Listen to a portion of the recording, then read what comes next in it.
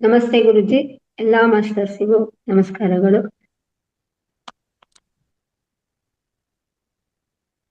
ಆತ್ಮಗುರುಗಳಾದ ಪತ್ರಿಜಿಯವರಿಗೂ ಹಾಗೆ ನನ್ನ ಎಲ್ಲ ಆಧ್ಯಾತ್ಮಿಕ ಗುರುಗಳಿಗೂ ಹಾಗೆ ಎಲ್ಲಾ ಮಾಸ್ಟರ್ಸಿಗೂ ನನ್ನ ತಂದೆ ತಾಯಿಗಳು ವಂದಿಸುತ್ತಾ ಇವತ್ತಿನ ಒಂದು ಉಪನ್ಯಾಸವನ್ನು ಕೊಡ್ತಾ ಇದ್ದೇನೆ ಚಿಕ್ಕದಾಗಿ. ಅಂದ್ರೆ ನಾನ್ ತಗೊಂಡಿರೋದು ಇವತ್ತು ಆರೋಗ್ಯಕ್ಕೆ ಋಷಿ ಹೇಳಿದ ಹಿತಹಾರ ಅಂತ ಒಂದು ಟಾಪಿಕ್. ಅದರಲ್ಲಿ ಹೇಗೆ ನಾವು ಆರೋಗ್ಯ ಅಂದ್ರೆ ಹಿಂದಿನ ಋಷಿಗಳು ಯಾವ ತರ ಆರೋಗ್ಯವನ್ನು ಆಹಾರವನ್ನು ಸೇವಿಸಿ ಆರೋಗ್ಯವನ್ನು ಚೆನ್ನಾಗಿ ಇಟ್ಕೊಳ್ತಾ ಇದ್ರು, ಅದ್ರ ಬಗ್ಗೆ ಒಂದ್ ಸ್ವಲ್ಪ ಹೊತ್ತು ಮಾತಾಡ್ತೀನಿ. ಥ್ಯಾಂಕ್ ಯು ಗುರುಜಿ. ವಾಗ್ಭಟಾಚಾರ್ಯರು ತಮ್ಮ ಅಷ್ಟಾಂಗ ಹೃದಯ ಎಂಬ ಗ್ರಂಥದಲ್ಲಿ ಮನುಷ್ಯ ರೋಗರಹಿತನಾಗಿ ಹೇಗೆ ಜೀವಿಸ್ಬೇಕು ಅಂತ ಒಂದು ಶ್ಲೋಕದಲ್ಲಿ ಈ ರೀತಿ ಹೇಳಿದ್ದಾನೆ. ನಿತ್ಯಂ ಇತಹಾರ ವಿಹಾರ ಸೇವಿ ಸಮೀಕ್ಷಾಕಾರಿ ವಿಶೇಷವಸಕ್ತಃ ದಾತಾಹ ಸಮಃ ಸತ್ಯಪರಃ ಕ್ಷಮವಾನ್ ಅಷ್ಟೋಪಸೇವಿ ಚ ಭವತ್ಯ ರೋಗ ಅಂತ ಹೇಳಿದ್ದಾರೆ. ಅಂದ್ರೆ ಆಹಾರವನ್ನು ನಾವು ಹೇಗೆ ಸೇವಿಸಬೇಕು ಅನ್ನೋದ್ರ ಬಗ್ಗೆ ಅದ್ಭುತವಾಗಿ ತಿಳಿಸಿದ್ದಾರೆ. ಅಂದ್ರೆ ಹಿತವಾದ ಆಹಾರ ಎಂದ್ರೆ ಎಂತ ಆಹಾರ ಎಂಬ ತಿಳುವಳಿಕೆ ನಮ್ಗಿರ್ಬೇಕು. ಅಂದ್ರೆ ಮೊದಲೇನಾಗಿ ಯಾವ ರೀತಿ ಆಹಾರವನ್ನು ನಾವು ನಮ್ಮ ದೇಹಕ್ಕೆ ತಗೋಬೇಕು ಅನ್ನೋದು. ಅಂದ್ರೆ ಆಹಾರದಲ್ಲಿ ಬಳಸಿದ ಘಟಕಗಳು ಅಂದ್ರೆ ಪದಾರ್ಥಗಳು ದೇಹದ ಆರೋಗ್ಯವನ್ನು ಹೆಚ್ಚಿಸಬೇಕೆ ಹೊರತು ಅದು ರೋಗಕ್ಕೆ ಮುಕ್ತವಾಗಬಾರ್ದು ಅಂತ ಹೇಳಿದ್ದಾರೆ. ಹಾಗಾಗಿ ನಾವು ಆಹಾರ ತಯಾರಿಸುವ ನಾವು ಅದರಲ್ಲಿ ಬಳಸುವ ವಸ್ತುಗಳ ಬಗ್ಗೆ ನಮ್ಗೆ ಜ್ಞಾನ ಇರಬೇಕು. ಅಂದ್ರೆ ಅದರಲ್ಲಿ ಉದಾಹರಣೆಗೆ ಅರಿಶಿಣ, ಶುಂಠಿ, ದಾಲ್ಚಿನ್ನಿ, ಸಾಂಬಾರ ಪದಾರ್ಥಗಳು, ಕರಿಬೇವು, ನುಗ್ಗೆ ಸೊಪ್ಪು, ಮತ್ತೆ ತರಕಾರಿಗಳು, ಹಣ್ಣುಗಳು, ಡ್ರೈ ಫ್ರೂಟ್ಸ್ಗಳು, ಮತ್ತೆ ಅಂದ್ರೆ ಸಾವಯವ ಹುಲ್ಲಿನಿಂದ ಬೆಳೆದ ದೇಶೀಯ ತಳಿಯ ಆಕಳ ಹಾಲು, ಬೆಣ್ಣೆ, ತುಪ್ಪ, ಈ ರೀತಿಯ ಆಹಾರ ಪದಾರ್ಥಗಳನ್ನು ನಾವು ತಗೊಳ್ತಾ ಇದ್ರೆ ನಮ್ಮಲ್ಲಿ ಧನಾತ್ಮಕ ಅಂಶಗಳು ಜಾಸ್ತಿ ಆಗ್ತಾ ಹೋಗುತ್ತೆ, ನಮ್ಮ ಆರೋಗ್ಯವು ಕೂಡ ಚೆನ್ನಾಗಿರುತ್ತೆ ಅಂತ ಹೇಳ್ತಾರೆ. ಅಂದ್ರೆ ಈಗ ನೆಗೆಟಿವ್ ಕೊಡುವಂತ ಆಹಾರಗಳನ್ನು ನಾವು ಸೇವಿಸಬಾರ್ದು. ಅಂದ್ರೆ ಈಗ ಫಾರ್ ಎಕ್ಸಾಂಪಲ್ ಏನ್ ಹೇಳ್ತೀವಿ, ಬೆಳ್ಳುಳ್ಳಿ, ಈರುಳ್ಳಿ, ಅತಿಯಾದ ಖಾರಗಳು, ಆ ತರದೆಲ್ಲ ಅಂದ್ರೆ ಮಾಂಸಾಹಾರ ಅಂತ ನಾವೇನ್ ಹೇಳ್ತೀವಿ ಅದೆಲ್ಲ ತಗೊಳ್ತೆ ನಮ್ಮ ಅಂದ್ರೆ ನಾವು ತಗೊಳ್ಳೋ ಆಹಾರ ನಮ್ಮ ಮೆದುಳಿಗೂ ಕೂಡ ಸಂಪರ್ಕ ಆಯ್ತು. ಅಂದ್ರೆ ನಾವು ನೆಗೆಟಿವ್ ಅನ್ನು ನಾವು ತಗೊಳ್ತಾ ಇರ್ತೀವಿ. ಅಂದ್ರೆ ನಾವು ಅದಕ್ಕೆ ಹಿತವಾದ ಆಹಾರ ಅಂದ್ರೆ ಅಮೃತ ಭೋಜನ ಅಂತ ನಾವೇನ್ ಹೇಳ್ತೀವೋ ಆಹಾರಗಳು ಕೂಡ ಪಾಸಿಟಿವ್ ಕೊಡ್ತಾ ಇರ್ಬೇಕು ನಾವು ತಿನ್ನುವ ಆಹಾರ ಅಂತ ಹೇಳಲಿಕ್ಕೆ ಇಷ್ಟಪಡ್ತೀನಿ. ಅಂದ್ರೆ ಸಕ್ಕರೆ, ಮೈದಾ, ಮತ್ತೆ ಬಿಳಿ ಉಪ್ಪು ಅದನ್ನೆಲ್ಲ ಬದಲಾಗಿ ನಾವು ಬೆಲ್ಲಗಳನ್ನು ಉಪಯೋಗಿಸೋದು, ಮತ್ತೆ ಇದು ಉಪ್ಪಿನ ಅಂದ್ರೆ ಸಮುದ್ರದ ಉಪ್ಪು ಅಂತ ಹೇಳ್ತೀವಿ, ಕಲ್ಲುಪ್ಪು ಅಂತ, ಅದನ್ನ ಬಳಸ್ಬೇಕು.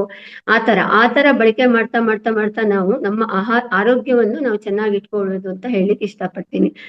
ಮತ್ತೆ ಆಹಾರ ಪದಾರ್ಥ ಬೆಳೆಯುವಾಗ, ಶೇಖರಿಸುವಾಗ, ಮತ್ತೆ ಸಂಸ್ಕರಿಸುವಾಗ ಸುಂದರವಾಗಿ ಅಂದ್ರೆ ಅದು ಚೆನ್ನಾಗಿ ಕಾಣ್ಲಿ ಅಂತ ಏನ್ ಮಾಡ್ತಾರೆ, ಹಲವಾರು ರಾಸಾಯನಿಕ ವಸ್ತುಗಳನ್ನು ಅದ್ರ ಮೇಲೆ ಸಿಂಪಡಿಸ್ತಾರೆ. ಉದಾಹರಣೆಗೆ ದಾಳಿಂಬೆ ಇರ್ಬೋದು, ಬೂದುಗುಂಬಳ, ಅದು ಎಷ್ಟೊಂದು ಅದ್ಭುತವಾದ ಆಹಾರ, ಆದ್ರೆ ಅದ್ರ ಮೇಲೆ ರಾಸಾಯನಿಕ ವಸ್ತುಗಳನ್ನು ಸಿಂಪಡಿಸಿ ಅದನ್ನ ನೋಡ್ಲಿಕ್ಕೆ ತುಂಬಾ ಸುಂದರವಾಗಿ ಬಳಸ್ತಾ ಇರ್ತಾರೆ. ಅದು ಈಗ ಏನಾಗಿದೆ, ಅದನ್ನ ನಾವು ತಗೊಳ್ತಾ ತಗೊಳ್ತಾ ಅದಂತೆಂತ ದೊಡ್ಡ ಕಾಯಿಲೆಗಳಿಗೆ ಮಾರಕವಾಗ್ತಾ ಇದೆ. ಅಂದ್ರೆ ಕ್ಯಾನ್ಸರ್ ನಂತಹ ದೊಡ್ಡ ದೊಡ್ಡ ಕಾಯಿಲೆಗಳಿಗೆ ಕಾರಣವಾಗ್ತಾ ಇದೆ. ಹಾಗಾಗಿ ಸಾಧ್ಯವಾದಷ್ಟು ನಾವೇ ಬೆಳೆಸ್ಕೊಳಕ್ಕೆ ಮಾಡೋಣ. ಇಲ್ಲಾಂದ್ರೆ ಯಾರು ಸಾವಯವ ಕೃಷಿಯಿಂದ ಬೆಳೆದಿರ್ತಾರೋ ಅಲ್ಲಿಂದ ಆದಷ್ಟು ತರ್ಸ್ಕೊಂಡು ತಿನ್ನೋದು. ಇಲ್ಲಾಂದ್ರೆ ಆ ತರ ಆಹಾರ ಪದಾರ್ಥಗಳನ್ನು ಅಂದ್ರೆ ನಮ್ಮ ಆಹಾರದಲ್ಲಿ ಸ್ವಲ್ಪ ಪ್ರಮಾಣದಲ್ಲಿ ಕಡಿಮೆ ಬಳಸೋದು ಅಭ್ಯಾಸ ಮಾಡ್ಕೊಳ್ಳೋಣ ಅಂತ ಹೇಳಲಿಕ್ಕೆ ಇಷ್ಟಪಡ್ತೀನಿ. ಅದೇ ರೀತಿ ಗೋಧಿ ಹಿಟ್ಟನ್ನು ಬಳಸೋದ್ ಬದಲು ಗೋಧಿಯನ್ನು ತಂದು ನಾವು ಅದನ್ನು ಹಿಟ್ಟು ಮಾಡಿಸ್ಕೊಂಡು ಬಳಸ್ಕೊಳ್ಳೋದು. ಅದೇ ರೀತಿ ನಾವು ಜೀರಿಗೆ, ಧನಿಯಾ ಕಾಳು ಅದೆಲ್ಲ ತರ್ತೀವಿ, ಅದನ್ನ ಆದಷ್ಟು ತೊಳೆದು ಬಿಸಿನಲ್ಲಿ ಒಣಸಿ ಸಂಗ್ರಹಿಸಿ ಇಟ್ಕೊಂಡು ಬಳಸ್ಕೊಳ್ಳೋದ್ರಿಂದ ನಾವು ಆದಷ್ಟು ರಾಸಾಯನಿಕ ರಹಿತ ಆಹಾರ ಸೇವನೆ ಮಾಡ್ದಂಗ ಆಗುತ್ತೆ. ಆದಷ್ಟು ನಮ್ಮ ರೋಗಗಳನ್ನ ನಾವು ಕಡಿಮೆ ಮಾಡ್ಕೊಳಕ್ ಆಗುತ್ತೆ. ಅಂದ್ರೆ ಎಲ್ಲದೂ ಇದ್ರ ಮೇಲೆ ಅಂದ್ರೆ ನಾವು ಬಳಸುವ ವಸ್ತುಗಳ ಮೇಲೆ ನಿಂತಿರುತ್ತೆ ಅಂತ ಹೇಳಲಿಕ್ಕೆ ಇಷ್ಟಪಡ್ತೀನಿ. ಅದೇ ರೀತಿ ನಾವು ಈಗ ಏನಾಗಿದೆ ಅಂದ್ರೆ ಅಂದ್ರೆ ಹಿಂದಿನ ಒಂದು ಫ್ಯಾಷನ್ ಏನಾಗ್ಬಿಟ್ಟಿದೆ ಅಂದ್ರೆ ಒಂದ್ ಸ್ವಲ್ಪನೂ ಕೊಬ್ಬು ಇಲ್ಲದ ಅಂದ್ರೆ ಆಹಾರವನ್ನು ಸೇವಿಸ್ತಾ ಇದೀವಿ. ಅಂದ್ರೆ ತುಪ್ಪ ತಿಂದ್ರೆ ಸ್ವಲ್ಪ ದಪ್ಪ ಆಗ್ಬಿಡ್ತೀನಿ, ನಾ ಬೆಣ್ಣೆ ತಿಂದ್ರೆ ಹಾಗಾಗುತ್ತೆ, ಮೊಸರು ತಿನ್ಬಾರ್ದು, ಆ ತರ ಎಲ್ಲ ಬಂದೆ. ಆದ್ರೆ ನಮ್ಗೆ ನಿತ್ಯವೂ ಕೊಬ್ಬಿನ ಅವಶ್ಯಕತೆ ತುಂಬಾ ಇರುತ್ತೆ. ಯಾಕಂದ್ರೆ ನಮ್ಮ ಮೆದುಳು, ಹೃದಯ, ಮೂಳೆಗಳು, ಇಡೀ ಶರೀರ ಸರಿಯಾಗಿ ಕಾರ್ಯನಿರ್ವಹಿಸ್ಬೇಕು ಅಂದ್ರೆ ನಮ್ಗೆ ಕೊಬ್ಬಿನ ಅವಶ್ಯಕತೆ ಬೇಕೇ ಬೇಕು. ಅದು ಒಳ್ಳೆ ಕೊಬ್ಬಾಗಿರ್ಬೇಕು. ಅಂದ್ರೆ ಸಾವಯವ ಕೃಷಿಯಿಂದ ಬೆಳೆದಿರ್ತೀವಲ್ಲ, ಹುಲ್ಲಿನಿಂದ ಬೆಳೆದು ಆಕಳಿನ ಹಾಲು, ಆಕಳಿನ ತುಪ್ಪ, ಬೆಣ್ಣೆ, ಅದೇ ಏಟು ತುಪ್ಪ ಏಟು ಹಾಲು ಅಂತ ಹೇಳ್ತೀವಲ್ಲ, ಆ ರೀತಿ ನಾವು ಆಹಾರಗಳನ್ನು ತಗೊಳ್ಳೋದು. ಅದರಿಂದ ನಮ್ಗೆ ಏನು ಅಂದ್ರೆ ರಾಸಾಯನಿಕ ಸಿಂಪಡಿಸ್ದಂಗೆ ಏನ್ ಆಗಲ್ಲ, ಒಳ್ಳೆ ಆಹಾರವನ್ನು ತಗೊಂಡಂಗೆ ಆಗತ್ತೆ. ಹಾಗೆ ಗಾಣದಲ್ಲಿ ತೆಗೆದಂತ ಈಗ ಕೊಬ್ಬರಿ ಎಣ್ಣೆ ಇರ್ಬೋದು, ಶೇಂಗಾ ಎಣ್ಣೆ ಇರ್ಬೋದು, ಗೋಡಂಬಿ, ಬಾದಾಮಿ, ಅಕ್ರೋಟ್, ಅಂದ್ರೆ ಹೆಚ್ಚಾಗಿ ಅದನ್ನ ನಾವು ಸ್ವೀಕರಿಸ್ಬೇಕು. ಅಂದ್ರೆ ಅದೆಲ್ಲ ನಮ್ಗೆ ನಾವು ದಪ್ಪ ಆಗ್ಬಿಡ್ತೀವಿ ಆತರ, ಆದ್ರೆ ಅದೆಲ್ಲ ನಮ್ ದೇಹಕ್ಕೆ ಗಟ್ಟಿಯಾಗ್ಲಿಕ್ಕೆ, ನಮ್ಮ ಮೂಳೆಗಳೆಲ್ಲ ಗಟ್ಟಿಯಾಗ್ಲಿಕ್ಕೆ ಆತರ ಆಹಾರಗಳೆಲ್ಲ ನಮ್ಗೆ ಬೇಕಾಗುತ್ತೆ. ಅದೇ ನೋಡಿ, ಆತರ ಸಂಸ್ಕರಿಸಿ ಈಗಂತೂ ಎಲ್ಲಾ ಪ್ಯಾಕೆಟ್ಗಳಲ್ಲಿ ಸಿಗ್ತಾ ಇದೆ ಆಹಾರಗಳೆಲ್ಲ. ಹೇಗೆ ಅಂದ್ರೆ ಇವನ್ ಪ್ರತಿ ತರಕಾರಿ ಕೂಡ ಕಟ್ ಮಾಡಿ ಶೇಖರಿಸಿ ಇಟ್ಟಿರ್ತಾರೆ. ಅದನ್ನ ತಂದು ನಾವು, ನಮ್ಗೆ ಈಸಿ ಆಗುತ್ತೆ ಅಡ್ಗೆ ಮಾಡ್ಲಿಕ್ಕೆ ಅಂತ ಅದನ್ನ ಬಳಸ್ತಾ ಇದ್ದೀವಿ. ಅದನ್ನ ಬಳಸೋದು ತುಂಬಾ ತಪ್ಪು. ಆದಷ್ಟು ನಾವು ಮನೆಯಲ್ಲಿ ತರಕಾರಿಗಳನ್ನು ತರೋದು, ಸ್ವಲ್ಪ ಅರಿಶಿನ ಪುಡಿ, ಉಪ್ಪು ಎಲ್ಲ ಹಾಕಿ ಆದಷ್ಟು ನಮ್ಮ ಕೈಲಿ ಎಷ್ಟಾಗುತ್ತೋ ಸಾಧ್ಯವಾದಷ್ಟು ರಾಸಾಯನಿಕ ಮುಕ್ತ ಮಾಡ್ಕೊಂಡು ತಿನ್ನೋದು. ಅಂದ್ರೆ ಅರಿಶಿನ ಪುಡಿ, ಉಪ್ಪು ಹಾಕಿ ಚೆನ್ನಾಗಿ ತೊಳೆದು ಅದರಿಂದ ಸಂಸ್ಕರಿಸಿದ ಆಹಾರವನ್ನು ಫ್ರೆಶ್ ಆಗಿ ತಿನ್ನೋಣ. ಯಾಕಂದ್ರೆ ಆ ಪ್ಯಾಕೆಟ್ಗಳಲ್ಲಿ ಎಷ್ಟು ದಿನದಿಂದ ಸಂಸ್ಕರಿಸಿರ್ತಾರೋ ನಮ್ಗೆ ಗೊತ್ತಿಲ್ಲ. ಅದಷ್ಟು ಕೆಮಿಕಲ್, ಅದರಿಂದನೇ ನಮ್ಗೆ ಏನಾಗ್ತಾ ಇದೆ ಅಂದ್ರೆ ದೊಡ್ಡ ದೊಡ್ಡ ರೋಗಗಳಿಗೆ ಕಾರಣ ಆಗ್ತಾ ಇದೆ ಎಂಬುದು. ಅಂದ್ರೆ ಎಷ್ಟೋ ತರ ಆಚಾರ್ಯರೆಲ್ಲ ಹೇಳ್ತಾ ಇದ್ದಾರೆ. ಹಿಂದಿನ ಕಾಲದಲ್ಲೆಲ್ಲ ಆದ್ರೆ ನೋಡಿ, ಹಿಂದಿನ ಕಾಲದಲ್ಲಿ ಎಷ್ಟು ಜನ ಗಟ್ಟಿಯಾಗಿರ್ತಿದೆ ಅಂದ್ರೆ ಸುತ್ತಮುತ್ತ ಬೆಳೆದಂತ ವಸ್ತುಗಳನ್ನೇ ಉಪಯೋಗಿಸ್ತಾ ಇದ್ರು. ಅವರಲ್ಲಿ ಅಷ್ಟು ಶಕ್ತಿ ಇರ್ತಿದೆ. ಆದ್ರೆ ಈಗ ಏನಾಗಿದೆ ಅಂದ್ರೆ ನಾವು ಈ ಸಿಟಿ ಅಂತ ಹೊರಗಡೆ ಹಳ್ಳಿ ಎಲ್ಲ ಬಿಟ್ಟು ಬಿಟ್ಟು ಬಿಟ್ಟು ಸಿಟಿಗೆ ಬಂದ್ಬಿಟ್ಟಿದೀವಿ. ಇಲ್ಲಿ ನಮ್ಗೆ ಮಾಡ್ಕೊಳಕ್ ಆಗ್ತಾ ಇಲ್ಲ. ಆದ್ರೆ ಆದಷ್ಟು ನಮ್ಮ ಸುತ್ತಮುತ್ತ ನಮ್ಮ ಇರೋದ ಜಾಗದಲ್ಲೇ ಸಣ್ಣ ಪುಟ್ಟ ತರಕಾರಿಗಳು, ಸೊಪ್ಪುಗಳನ್ನು ಬೆಳ್ಕೊಂಡು ಆದಷ್ಟು ಅದನ್ನೇ ಸ್ವೀಕಾರ ಮಾಡೋದನ್ನ ಅಭ್ಯಾಸ ಮಾಡ್ಕೊಳ್ಳೋಣ ಅಂತ ಹೇಳ್ತಾರೆ.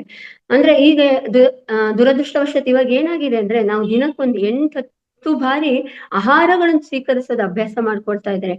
ಆಯುರ್ವೇದ, ನಮ್ಮ ಸಂಸ್ಕೃತಿ, ಸನಾತನ ಸಂಸ್ಕೃತಿಯಲ್ಲಿ ಏನ್ ಹೇಳ್ತಾರೆ ಅಂದ್ರೆ ದಿನಕ್ಕೆ 2 ಬಾರಿ ಊಟ ಮಾಡಿದ್ರೆ ಸಾಕು ಅಂತ ಹೇಳ್ತಾ ಇದ್ದಾರೆ. ಆದ್ರೆ ನಾವೇನ್ ಮಾಡ್ತಾ ಇದ್ದೀವಿ, ನಮಗೆ ಒಂದು ಟೈಮ್ ಸೆನ್ಸ್ ಇಲ್ಲ. ಯಾವ ಹೊತ್ತಿಗೆ ಆಹಾರ ಸಿಗುತ್ತೋ ಆ ಹೊತ್ತಿಗೆ, ಚೆನ್ನಾಗಿದೆಯೋ ಒಂದ್ ಸ್ವಲ್ಪ ಹೊತ್ತು ಅದನ್ನು ತಗೊಳ್ಳೋದು, ಇದನ್ನು ಅಂದ್ರೆ ನಿಯಮಿತವಾಗಿ ಆಹಾರ ತಗೊಳ್ತಾ ಇಲ್ಲ. ಅಂದ್ರೆ ದಿನಕ್ಕೆ ಒಂದು 4 ಆಗುತ್ತೆ, 5 ಆಗುತ್ತೆ.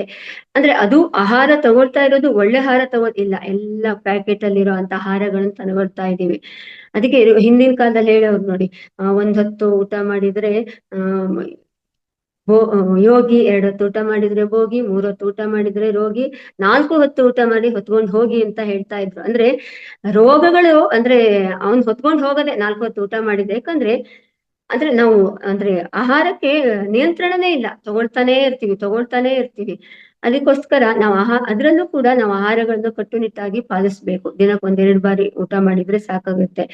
ಉಳಿದ ಹೊತ್ತು ನಮಗೆ ಬೇಕಾದ್ರೆ ಒಂದ್ ಸ್ವಲ್ಪ ಜ್ಯೂಸ್ಗಳು, ಅಂದ್ರೆ ಹಸಿವಾಯ್ತು ಅಂದ್ರೆ ಜ್ಯೂಸ್ಗಳು, ತರಕಾರಿಗಳು ಬೇಕಾದಷ್ಟು ಸಿಗುತ್ತೆ. ಆ ತರ ಹಸಿರು ತರಕಾರಿಗಳಿಂದ ಮಾಡಿರುವಂತ ಸಲಾಡ್ಗಳು, ಅದನ್ನೆಲ್ಲ ಸ್ವೀಕಾರ ಮಾಡಿದ್ರೆ ನಮ್ಮ ಆರೋಗ್ಯವನ್ನು ನಾವು ಕೂಡ ಈ ಗಂಭೀರ ಕಾಯಿಲೆಗಳನ್ನು ಬರೋದಂತೂ ನಾವು ತಡೆಗಟ್ಕೊಳ್ಬಹುದು. ಅದೇ ತರ ಊಟದ ಸಮಯದಲ್ಲಿ ಎಷ್ಟು ಹಸಿವಿರುತ್ತೋ ಅಷ್ಟನ್ನು ಮಾತ್ರ ಆಹಾರಗಳನ್ನು ನಾವು ಸೇವಿಸುವ ಸಾಮರ್ಥ್ಯ ಅಂದ್ರೆ ಹೊಟ್ಟೆಗಿದೆ. ಆದ್ರೆ ಅದರ ಅರ್ಧದಷ್ಟು ಮಾತ್ರ ನಾವು ಘನ ಆಹಾರ ಅಂತ ತಗೊಳ್ಬೇಕು.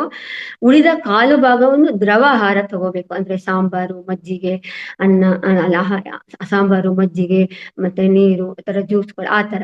ಉಳಿದ ಅಂದ್ರೆ ಘನ ಆಹಾರ ಅಂದ್ರೆ ಅನ್ನ, ಚಪಾತಿ, ಆ ತರ ತಗೊಂಡು ಇನ್ನು ಉಳಿದ ಕಾಲಭಾಗವನ್ನು ಹಾಗೆಯೇ ಬಿಡ್ಬೇಕು ಅಂತ ಹೇಳ್ತಾರೆ ಆಯುರ್ವೇದದಲ್ಲಿ. ಅಥವಾ ಹಿಂದಿನ ಋಷಿಗಳು ಅವರೆಲ್ಲ ಹೇಳೋದೇನು ಅಂದ್ರೆ, ಕಾಲಭಾಗ ನಮ್ಗೆ ಇನ್ನು ಬೇಕು ಬೇಕು ಅನ್ನೋ ಹಂಗೆ ಇರ್ಬೇಕು. ಅಂದ್ರೆ ಇವತ್ ನನಗೇನು ಇಷ್ಟು ಅಂದ್ರೆ ಆಹಾರ ಸಿಕ್ಕಿದೆ, ರಾತ್ರಿಗೂ ಆಗೋಷ್ಟು ಈಳ ತಗೊಂಡು ಆರಾಮ್ ಇದ್ಬಿಡೋಣ ಅಂತ ಒಂದು ಭಾವನೆಯಿಂದ ತಿನ್ನಬಾರ್ದು.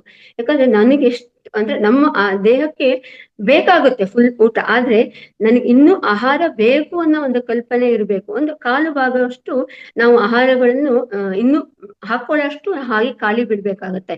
ಇಲ್ಲ ಅಂದ್ರೆ ಅದೇನಾಗುತ್ತೆ ಅಂದ್ರೆ ವಿಷವಾಗಿ ಪರಿಣಮಿಸುತ್ತೆ. ಅಂದ್ರೆ ಅದಕ್ಕೆ ಜೀರ್ಣ ಮಾಡ್ಕೊಳಕ್ ಅವಕಾಶನೇ ಇರಲ್ಲ. ಯಾಕಂದ್ರೆ ಅಷ್ಟು ಲೋಡ್ ಆಗಿಬಿಡುತ್ತೆ. ಹೊಟ್ಟೆ ಬಿರಿ ತಿನ್ನೋದು ಅಂತ ಹೇಳ್ತೀವಲ್ಲ, ಆತರ ಏನೋ ಒಂದು ಸಿಕ್ತು ಅನ್ನೋದು, ಆಯ್ತು ಇವತ್ತು ನಂಗೆ ಮಧ್ಯಾಹ್ನ ಸಿಕ್ಕಿದಿಲ್ಲಪ್ಪ, ಇನ್ನು ರಾತ್ರಿಗೂ ಏನು ಬೇಡಪ್ಪ, ಇವತ್ತು ಮಧ್ಯಾಹ್ನನೇ ಫುಲ್ ತಿನ್ಕೊಂಡು ರಾತ್ರಿ ಇಲ್ಲ. ರಾತ್ರಿ ಉಪವಾಸ ಇದ್ಬಿಡೋಣ ಅಂತ. ಅಂದ್ರೆ ಮಧ್ಯಾಹ್ನನೇ ಅಷ್ಟು ಕೊಟ್ಟಿರ್ತೀವಿ ನಾವು ಹೊಟ್ಟೆಗೆ, ಇನ್ನೆಲ್ಲಿ ಜೀರ್ಣ ಆಗತ್ತೆ ಅದಕ್ಕೆ. ಆ ತರ ನಾವು ಊಟ ಮಾಡೋ ಪದ್ಧತಿ ತಪ್ಪು. ಯಾಕಂದ್ರೆ 3 ಹೊತ್ತುನು ತಗೊಳ್ಳಿ, ಆದ್ರೆ ಸ್ವಲ್ಪ ಸ್ವಲ್ಪ ಯಾವ್ಯಾವ ತರ ಆಹಾರ ಬಳಸ್ಕೋಬೇಕು. ಅಂದ್ರೆ ಈಗ ರಾತ್ರಿ ಆದ್ರೆ ಊಟ ಒಂದು 7:30 ಒಳಗೆ ಊಟ ಮಾಡೋ ಅಭ್ಯಾಸ. ಅಕಸ್ಮಾತ್ ಲೇಟ್ ಆಯ್ತಾ, ನಾವು ಊಟ ಮಾಡೋದೇ ಬಿಟ್ಬಿಡ್ಬೇಕು. ಏನೋ ಒಂದು ಜ್ಯೂಸ್ ತಗೊಳ್ಳೋದು, ಇಲ್ಲ ಅಂದ್ರೆ ಸ್ವಲ್ಪ ಮಜ್ಜಿಗೆ ಕುಡಿಯೋದು, ಇಲ್ಲ ಅಂದ್ರೆ ಯಾವ್ದಾದ್ರು ಹಣ್ಣುಗಳು ತಿನ್ನೋದು, ಇಲ್ಲ ಅಂದ್ರೆ ಸಲಾಡ್ಗಳು ತಿನ್ನೋದು, ಆ ತರ ಮಾಡ್ಕೊಳ್ಬೇಕು. ಇಲ್ಲ ಅಂದ್ರೆ ಅಂದ್ರೆ ಜೀರ್ಣ ಆಗದೆ ನಾವು ಅನೇಕ ರೋಗಗಳಿಗೆ ತುತ್ತಾಗ್ತಾ ಇದೀವಿ. ಅದೆಷ್ಟೋ ಪೌಷ್ಟಿಕ ಅಥವಾ ಹಿತಹಾರ ಆಹಾರವಾಗಿದ್ದು, ಮೊದಲು ತಿಂದ ಆಹಾರ ಜೀರ್ಣವಾಗೋ ಮೊದಲೇ ನಾವು ಸೇವಿಸಿದ್ರೆ ಅದು ಅಹಿತವೇ ಆಗಿರುತ್ತೆ. ಇಂದು ಕೂಡ ಕಾಲಾಂತರ ದೊಡ್ಡ ದೊಡ್ಡ ರೋಗಗಳಿಗೆ ಕಾರಣವಾಗ್ತದೆ. ಅಂದ್ರೆ ಈಗ ನೋಡಿ BP, ಶುಗರು, ಹೃದಯ ಸಮಸ್ಯೆ ಎಲ್ಲ ಕಾಣ್ತಾ ಇದ್ದಾರೆ ಅಂದ್ರೆ ನಾವು ಹಲವಾರು ವರ್ಷಗಳಿಂದ ಮಾಡ್ಕೊಂಡು ಬಂದಂತ ಆಹಾರ ಪದ್ಧತಿ. ಹಸಿವಿದೆಯೋ ಇಲ್ವೋ ಅಂತ ಗೊತ್ತಿಲ್ಲ, ಒಟ್ಟು 3 ಹೊತ್ತು ತಗೋಬೇಕಲ್ಲ ಅಂತ ಊಟ ಮಾಡ್ತಾ ಇರ್ತೀವಿ. ಅದೇ ರೀತಿ ಹಸಿವಾದ್ರೆ ಊಟ ತಗೊಳ್ಬೇಕು, ಇಲ್ಲ ಅಂದ್ರೆ ಸ್ವಲ್ಪ ಹೊತ್ತು ಬಿಟ್ಟು ಮತ್ತೆ ಊಟ ತಗೊಳ್ಬೇಕಾಗತ್ತೆ. ಇಲ್ಲಾಂದ್ರೆ ಅದೆರಡೂ ಅಹಿತವೇ. ಅಂದ್ರೆ ನನಗೆ ಈಗ ಹಸಿವಾಗಿಲ್ಲಪ್ಪ ಅಂತ ಹೊಟ್ಟೆ ಖಾಲಿ ಬಿಡಬಾರ್ದು. ಸ್ವಲ್ಪ ಏನು ಅಂದ್ರೆ ಹಸಿವಾಗಿಲ್ಲ, ಯಾವ್ದೋ ಒಂದು ಸಲಾಡ್ಗಳು, ಜ್ಯೂಸ್ಗಳು ಅಥವಾ ಹಸಿರು ತರಕಾರಿಗಳು ಯಾವ್ದಿರುತ್ತೋ ಒಂದ್ ಸ್ವಲ್ಪ ಮಜ್ಜಿಗೆ ಕುಡಿ, ಆ ತರ ಅಭ್ಯಾಸ ಅಂದ್ರೆ ಖಾಲಿನೂ ಬಿಡಬಾರ್ದು, ಫುಲ್ ಹೊಟ್ಟೆನೂ ತುಂಬಿಸ್ಕೋಬಾರ್ದು. ಅಂದ್ರೆ ಸ್ವಲ್ಪನಾದ್ರು ಆಹಾರದಲ್ಲಿ ನಾವು ಹಿಡ್ತಾ ಇಟ್ಕೋಬೇಕು ಅಂತ ಹೇಳ್ತಾರೆ. ಯಾಕಂದ್ರೆ ಕಾಲಾ ಭೋಜನಂ ಆರೋಗ್ಯ ಕರಣಾಂ ಶ್ರೇಷ್ಠಂ ಅಂದ್ರೆ ಆಯುರ್ವೇದ ಹೇಳುತ್ತೆ. ಅಂದ್ರೆ ಕಾಲಕ್ಕೆ ಸರಿಯಾಗಿ ಆಹಾರವನ್ನು ತೆಗೆದುಕೊಳ್ಬೇಕು ಅಂತ. ಅಂದ್ರೆ ಈಗ ಆಯಾ ಕಾಲದಲ್ಲಿ ಏನೇನ್ ಹಣ್ಣು ಬೆಳಿತೀವೋ, ತರಕಾರಿ ಬೆಳಿತೀವೋ, ಸೊಪ್ಪುಗಳು ನಮ್ಗೆ ಪ್ರಕೃತಿ ಕೊಡ್ತಾನೆ ಇರುತ್ತೆ. ಆ ಕಾಲದಲ್ಲಿ ಸಿಗುವಂತ ಆಹಾರಗಳನ್ನು, ಹಣ್ಣುಗಳು ವಾತಾವರಣಕ್ಕೆ ತಕ್ಕಂತೆ ನಾವು ತಗೊಳ್ಬೇಕಾಗತ್ತೆ. ಆಗ ನಮ್ಮ ಆರೋಗ್ಯವನ್ನು ಚೆನ್ನಾಗಿಟ್ಕೊಳ್ಬಹುದು. ಉದಾಹರಣೆಗೆ ಮಳೆಗಾಲದಲ್ಲಿ ಜೀರ್ಣ ಆಗುವ ಕಡಿಮೆ ಇರುತ್ತೆ. ಹಾಗಾಗಿ ಸುಲಭವಾಗಿ ಜೀರ್ಣವಾಗುವಂತ ಆಹಾರವನ್ನು ಸೇವಿಸ್ಬೇಕು. ಅಂದ್ರೆ ಜೇನುತುಪ್ಪ, ಸೊಪ್ಪುಗಳು, ತರಕಾರಿಗಳು, ಆ ತರಗಳನ್ನು ಸೇವಿಸ್ಬೇಕು. ಅದೇ ರೀತಿ ಚಳಿಗಾಲದಲ್ಲಿ ಹೆಚ್ಚು ಕೊಬ್ಬಿನ ಅಂಶ ಇರುವ ಆಹಾರವನ್ನು ಸೇವಿಸಬಹುದು. ಅದೇ ರೀತಿ ಬೇಸಿಗೆಯಲ್ಲಿ ತಂಪು ಕೊಡುವಂತಹ ಆಹಾರ, ಈಗ ಸೌತೆಕಾಯಿ ಇರ್ಬೋದು, ಆ ತರ ಬಾರ್ಲಿ ನೀರು, ಆ ತರಗಳು ತಗೊಳ್ಳೋದು. ಅಂದ್ರೆ ಚಳಿಗಾಲದಲ್ಲಿ ಕೊಬ್ಬಿನ ಅಂಶ ಅಂದ್ರೆ ಈಗ ತುಪ್ಪ, ಬೆಣ್ಣೆ, ಆ ತರ ಅಂದ್ರೆ ತುಪ್ಪದಲ್ಲಿ ಮಾಡಿರುವಂತ ಪದಾರ್ಥಗಳು, ಆ ತರಗಳು ಜಾಸ್ತಿ ಸೇವಿಸಬಹುದು. ಅವಾಗ ನಮ್ಗೆ ಕಾಲಕ್ಕೆ ತಕ್ಕಂತೆ ನಮ್ಮ ಆಹಾರಗಳು ಜೀರ್ಣವಾಗುತ್ತಾ ಇರುತ್ತೆ. ಅದು ಸಿಗುವಂತ ಆಹಾರಗಳನ್ನು ಪ್ರತಿಯೊಂದು ಕಾಲಕ್ಕೂ ನಾವು ತಗೊಳ್ತಾ ಹೋಗ್ತಾ ಇರ್ತೇವೆ. ಆಗ ನಮ್ಮ ಆರೋಗ್ಯನೂ ಅಂದ್ರೆ ಚೆನ್ನಾಗಾಗ್ತಾ ಹೋಗುತ್ತೆ. ನಿತ್ಯಂ ಸರ್ವಾರಾಭ್ಯಾಸಂ ಬಲಾಕರಣಂ ಶ್ರೇಷ್ಠಂ ಅಂತ ಹೇಳ್ತಾ ಇದ್ದಾರೆ. ಅಂದ್ರೆ ನಿತ್ಯವೂ ನಮ್ಮ ಆಹಾರದಲ್ಲಿ ಸಿಹಿ, ಹುಳಿ, ಉಪ್ಪು, ಕಹಿ, ಖಾರ, ಒಗರು ಇಷ್ಟು ಆಹಾರದಲ್ಲಿ ಪ್ರತಿನಿತ್ಯ ಸೇವಿಸ್ಬೇಕು ನಾವು. ನಾವೇನ್ ಮಾಡ್ತಾ ಇದ್ವಿ ಅಂದ್ರೆ ಆಯುರ್ವೇದದಲ್ಲಿ ಷಡ್ರಸ ಅಂತ ನಾವು ಹೇಳ್ತೀವಿ. ಅದು ಏನಾಗ್ತಾ ಇದೆ ಅಂದ್ರೆ ಇವಾಗಿನಲ್ಲಿ ನನಗೆ ಆ ಕಾಯಿಲೆ ಇದೆ, ಈ ಕಾಯಿಲೆ ಅದೇ ಅಂತ ಹೇಳ್ಕೊಂಡು ಸಿಹಿಯನ್ನು ತಿನ್ನೋದು ಅವಾಯ್ಡ್ ಮಾಡ್ತೀವಿ.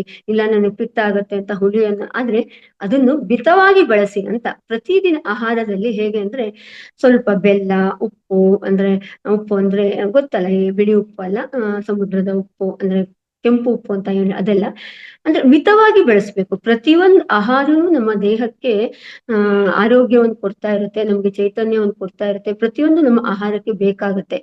ಅಂದ್ರೆ ರುಚಿಗೋಸ್ಕರ ಸ್ವೀಕರಣೆ ಮಾಡೋದೊಂದೇ ಅಲ್ಲ, ನಮ್ಮ ಆರೋಗ್ಯಕ್ಕೋಸ್ಕರ ನಾವು ಪ್ರತಿದಿನ ಆಹಾರವನ್ನು ಸ್ವೀಕರಿಸ್ಬೇಕು. ಈಗ ಒಂದು ಕಡ್ಲೆಕಾಳಷ್ಟು ಬೆಲ್ಲ ತಿಂದ್ರೆ ನಮ್ಮ ಮಧುಮೇಹ ಜಾಸ್ತಿ ಆಗಲ್ಲ. ಪ್ರತಿದಿನ ಆಹಾರದಲ್ಲಿ ಅಂದ್ರೆ ಡೈರೆಕ್ಟ್ ತಿನ್ಲಿಲ್ಲ ಅಂದ್ರೆ ಸಾಂಬಾರ ಪದಾರ್ಥಗಳಲ್ಲಿ ಹಾಕೋದು, ಪಲ್ಯಗಳಲ್ಲಿ ಹಾಕೋದು, ಆ ತರ ಒಂದೊಂದು ಸಣ್ಣ ಸಣ್ಣ ಕಡ್ಲೆಕಾಳಷ್ಟು ಕೂಡ ನಾವು ಬೆಲ್ಲವನ್ನು ಹಾಕಿ ಸಾಂಬಾರ್ ಮಾಡುವಂತ ಅಭ್ಯಾಸವನ್ನು ಮಾಡ್ಕೊಂಡ್ರೆ ಆರೋಗ್ಯ ಚೆನ್ನಾಗಿರುತ್ತೆ. ಹಿಂದಿನವರೆಲ್ಲ ನೋಡಿ ಎಷ್ಟು ಅಂದ್ರೆ ಗಟ್ಟಿಯಾಗಿರ್ತಿದ್ರು, ಚೈತನ್ಯವಾಗಿರ್ತಿದ್ರು. ಅವ್ರು ಯಾವ್ದು ಕಾಯಿಲೆ ಅಂತ ಹೇಳ್ತಾ ಇರ್ಲಿಲ್ಲ. ಯಾಕಂದ್ರೆ ಅವ್ರ ಆಹಾರದಲ್ಲಿ ಒಂದು ಮಧ್ಯಾಹ್ನ ಊಟ ಮಾಡ್ಬೇಕು ಅಂದ್ರೆ ಅವರು ಇದ್ರಲ್ಲಿ ಪಲ್ಯ ಇರ್ತಾ ಇತ್ತು, ಆಮೇಲೆ ಕೋಸುಂಬರಿ ಇರ್ತಾ ಇತ್ತು, ಒಂದು ಉಪ್ಪಿನಕಾಯಿ ಇರ್ತಿತ್ತು, ಒಂದು ಪಲ್ಯ ಇರ್ತಾ ಇತ್ತು, ಸೈಡಲ್ಲಿ ಒಂದು ಅಂದ್ರೆ ಈಗ ಫಸ್ಟಿಗೆ ಏನ್ ಮಾಡ್ತಾ ಇದ್ರು, ತುಪ್ಪದಲ್ಲಿ ಅನ್ನವನ್ನು ಫಸ್ಟ್ ಸೇವಿಸ್ಕೊಳ್ತಾ ಇದ್ರು. ಪ್ರತಿಯೊಂದು ನಿಯಮಿತವಾಗಿ ಒಂದು ಆಹಾರವನ್ನು ಸೇವಿಸ್ತಾ ಇದ್ರು. ಅದಕ್ಕೆ ಅವರಿಗೆ ರೋಗಗಳು ಕಡಿಮೆ ಬರ್ತಾ ಇತ್ತು. ಅಂದ್ರೆ ರೋಗಗಳೇ ಇರ್ತಿರ್ಲಿಲ್ಲ, ಎಷ್ಟು ಗಟ್ಟಿಮುಟ್ಟವಾಗಿ ಚೈತನ್ಯವಾಗಿರ್ತೈತೆ. ಇವಾಗ ನಾವು ತಿಂತಾ ಇರೋ ಆಹಾರ, ನಾವು ಚೈತನ್ಯ ಇಲ್ಲ, ಅಂತ ಉತ್ಸಾಹ ಇಲ್ಲ ಜೀವನದಲ್ಲಿ, ಅಂತ ನಿರಾಸದಾಯಕ. ಅಯ್ಯೋ ಮಾಡ್ಬೇಕಲ್ಲ ಅಂತ ಕೆಲಸ ಮಾಡ್ತೇವೆ, ಯಾವುದ್ರಲ್ಲೂ ಆಸಕ್ತಿ ಇರಲ್ಲ. ಅಂದ್ರೆ ಅದಕ್ಕೆ ನಾವು ತಗೊಳ್ಳೋ ಆಹಾರ ಕೂಡ ಅದೇ ಪಾಸಿಟಿವ್ ಕೊಡುವಂತ ಆಹಾರ ತಗೊಂಡ್ರೆ ನಮ್ಮಲ್ಲಿ ಆಸಕ್ತಿಗಳು ಚೆನ್ನಾಗಿರುತ್ತೆ. ಇರುತ್ತೆ, ನಮ್ದು ಬ್ರೈನ್ ವರ್ಕ್ ಮಾಡ್ತಾ ಇರುತ್ತೆ. ಅದೇ ರೀತಿ ನೆಗೆಟಿವ್ ಕೊಡುವಂಥದ್ದು ಯಾವಾಗಲೂ ನೋಡಿ ನೆಗೆಟಿವ್ ಥಿಂಕ್ ಮಾಡೋದೇ ಬರ್ತಾ ಇರುತ್ತೆ. ಅಂದ್ರೆ ಕ್ರೋಧ, ಮತ್ಸರ, ಆ ತರ, ಅಂದ್ರೆ ಗಲಾಟೆ, ಆ ತರ. ಈಗ ಪಾಸಿಟಿವ್ ಕೊಡುವಂತ ಆಹಾರಗಳಾದ್ರೆ ನಮ್ಗೆ ಏನಾಗುತ್ತೆ, ನಾವು ಕರುಣೆ, ಪ್ರೀತಿ, ಅಂದ್ರೆ ಯಾರನ್ನ ನೋಡಿದ್ರೆ ಒಂಥರ ಪ್ರೀತಿ ಬೆಳೆಯೋದು, ಬಾಂಧವ್ಯ, ಆ ತರ ಬೆಳೆಸ್ಕೊಳ್ತಾ ಹೋಗುತ್ತೆ. ಅಂದ್ರೆ ನಾವು ತಿನ್ನುವ ಆಹಾರ ಕೂಡ ನಮ್ಮ ದೇಹದ ಮೇಲೆ ಪರಿಣಾಮ ಬೀರುತ್ತೆ ಅಂತ ನಾವು ಹೇಳಿಕ್ಕೆ ಹೇಳುದು. ಅದೇ ರೀತಿ ನಾವು ಪ್ರತಿದಿನ ಆಹಾರವನ್ನು ಸೇವಿಸಿ ಎಂಥ ಭಾವನೆಯಿಂದ ಸ್ವೀಕರಿಸ್ತಾ ಇದ್ದೇವೆ ಅಂತ ಹೇಳ್ತೀವಿ. ಅಂದ್ರೆ ಜ್ಞಾನ ವೈರಾಗ್ಯ ಸಿದ್ಧಾಂತ ಭಿಕ್ಷಾಂ ದೇಹಿ ಚ ಪಾರ್ವತಿ ಅಂತ ಹೇಳ್ತೀವಿ. ಅಂದ್ರೆ ನಾವು ಆಹಾರ ಸೇವಿಸುವಾಗ ಭಿಕ್ಷೆಗೆ ಕೊಟ್ಟಿದ್ದಕ್ಕೆ ನಮ್ಗೆ ದೇವಿ ನಿನಗೆ ಕೃತಜ್ಞನಾಗಿದ್ದೇನೆ ಮತ್ತು ಜ್ಞಾನ ವೈರಾಗ್ಯ ಸಿದ್ಧಿಗೆ ಪ್ರಯತ್ನಿಸುತ್ತೆ ಅಂತ ತಿನ್ಬೇಕು. ಅಂದ್ರೆ ಪ್ರೀತಿಯಿಂದ ತಿನ್ಬೇಕು. ನನಗಿಷ್ಟು ಸಿಕ್ಕಿದೆಯಲ್ಲ ಆಹಾರಗಳನ್ನು, ನಾನು ಅದನ್ನ ಪ್ರೀತಿ. ಇವಾಗ ಏನಾಗಿದೆ, ಎಲ್ಲರಿಗೂ ಗಡಿಬಿಡಿ, ಯಾರಿಗೂ ಟೈಮ್ ಇರಲ್ಲ. ಏನ್ ಮಾಡ್ತಾರೆ, ಏನೋ ಒಂದ್ ಪ್ಲೇಟ್ ಅಲ್ಲಿ ಹಿಡ್ಕೊಂಡು ತಿನ್ನೋದು.